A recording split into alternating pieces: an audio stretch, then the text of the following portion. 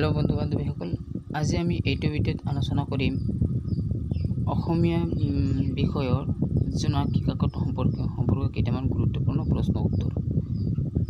ভিডিঅ'টো প্ৰথমৰ পৰা শেষলৈকে চাব, নিশ্চয় কিছু পৰিমাণে হ'লে উপকৃত হ'ব। যদি ভিডিঅ'টো ভাল লাগে লাইক, শ্বেয়াৰ আৰু কমেণ্ট কৰিব। ধন্যবাদ। আহক ভিডিঅ'টো আৰম্ভ কৰোঁ।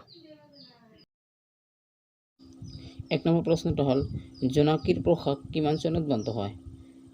ইয়াৰ উত্তৰটো হ'ব খ 1904। 2 নম্বৰ প্ৰশ্নটো হ'ল জোনাকী কিমান চনত আনি গুৱাহাটীত প্ৰতিষ্ঠা কৰা হয়? ইয়াৰ উত্তৰ হ'ব 1901 চনত।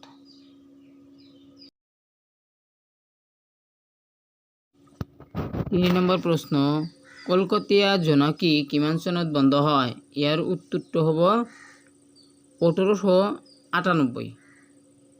1898 চনত কলকাতিয়া জোনাকী প্ৰকাশ বন্ধ হয়।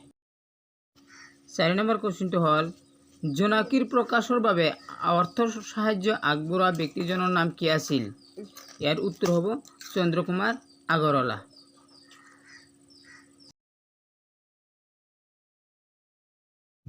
5 নম্বৰ প্ৰশ্নটো হ'ল জোনাকীৰ তৃতীয় আৰু চতুৰ্থ বৰ্ষৰ সম্পাদক কোন আছিল? ইয়াৰ উত্তৰটো হ'ব লক্ষ্মীনাথ বেজবৰুৱা।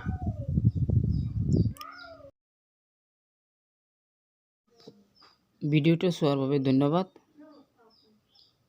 আজি ভিডিঅ'টো ইমানতে সামৰিলোঁ। জয় অসম।